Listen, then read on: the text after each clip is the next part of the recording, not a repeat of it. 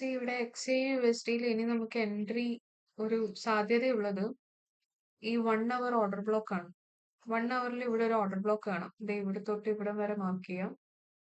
2 hour നോക്കുകയാണെങ്കിൽ അവിടെ 2 hourൽ ഒരു ഓർഡർ ബ്ലോക്ക് ഇല്ല. 1 hourൽ ഒരു പ്രോപ്പർ OB ഉണ്ട്. ഓക്കെ, ഇവിടെ ഇംബാലൻസ് ഉണ്ട്. ഈ ഓർഡർ ബ്ലോക്ക് ചൂസ് ചെയ്യാൻ റീസൺ എന്താന്ന് വെച്ചാൽ 4 hour OB ഇതാണ് 4 hour OB. 4 hour OBയിൽ ഓൾറെഡി ടാപ്പ് ചെയ്ത് മാർക്കറ്റ് മുകളിലോട്ട് പോയിട്ടുണ്ട്.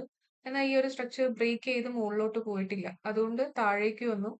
മേ ബി ഇത് ഏതൊരു ഓർഡർ ബ്ലോക്കും ഫുള്ളി മിറ്റിഗേറ്റഡ് ആവുന്നത് അതിന്റെ 50% ടാപ്പ് ആവുമ്പോഴാണ്. ഇപ്പോ ഇവിടെ നോക്കിക്കഴിഞ്ഞാൽ ഈ ബോക്സിന്റെ സെന്ററിലുള്ള ബ്ലൂ ലൈൻ 50% ആണ്. ഈ ഓർഡർ ബ്ലോക്കിന്റെ 50% ആണ്. 50% ടാപ്പ് ആവുമ്പോൾ മാത്രമാണ് ഒരു ഓർഡർ ബ്ലോക്ക് പ്രോപ്പർലി മിറ്റിഗേറ്റഡ് ആയി എന്ന് പറയുന്നത്. സോ 1 hour OB നോക്കുമ്പോൾ ഈ ഒരു 4 hour ഓർഡർ ബ്ലോക്കിന്റെ അകത്ത് തന്നെയാണ് ഈ ഒരു 1 hour ഓർഡർ ബ്ലോക്ക് വരുന്നത്.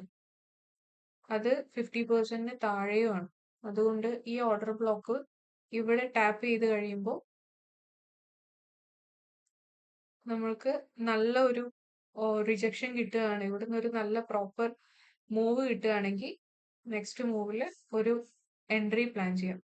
മിനിമം ഈ ഒരു നമ്മൾ ഇന്ന് രാവിലെ എടുത്തിരുന്ന ഓർഡർ ബ്ലോക്ക് ഈ ഒരു 1 hour ഓർഡർ ബ്ലോക്ക് വരെ നമുക്ക് എൻട്രി പ്ലാൻ ചെയ്യാൻ പറ്റും.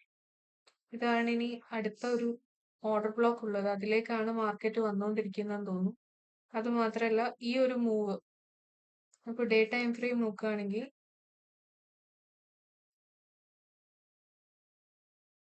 ഡേ ടൈം ഫ്രെയിമിൽ ഇതാണ് ഇന്നത്തെ ക്യാൻഡിൽ. ഇത് പ്രീവിയസ് ക്യാൻഡിലിനെ സ്വീപ്പ് ചെയ്തിട്ടുണ്ട്. ഇന്നലത്തെ ഡേ ക്യാൻഡിലിന്റെ ലിക്വിഡിറ്റിയെ അല്ലെങ്കിൽ നമുക്കറിയാമല്ലോ ഡേ ടൈം ഫ്രെയിം ഡേ ക്യാൻഡിലിന്റെ അപ് സൈഡിലും ഡൗൺ സൈഡിലും ലിക്വിഡിറ്റി ഉണ്ടാവും. ലിക്വിഡിറ്റി എടുത്തു കഴിഞ്ഞാൽ മാർക്കറ്റ് പൊതുവെ ഒരു ഷിഫ്റ്റ് വരും ഓപ്പോസിറ്റ് സൈഡിലേക്ക്. ഈ ഏരിയ നോക്കുകയാണെങ്കിൽ ഇതാണ് ഇന്നലത്തെ ക്യാൻഡിൽ. ഇന്നലത്തെ ഡേ ക്യാൻഡിൽ ഇതാണ്.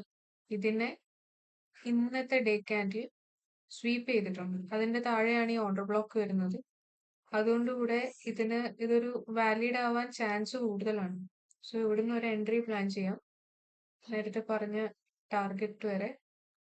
ഇനി അതാണ് ഓർഡർ ബ്ലോക്ക് ഉള്ളത്. ഇത് താഴോട്ടേക്ക് പോകാൻ ചാൻസ് ഉണ്ട്. അതുകൊണ്ട് കൺഫർമേഷൻ കിട്ടിയിട്ട് പ്രോപ്പറായി മാത്രം റിസ്ക് മാനേജ് ചെയ്ത് എൻട്രി ചെയ്യുക. ഓക്കെ.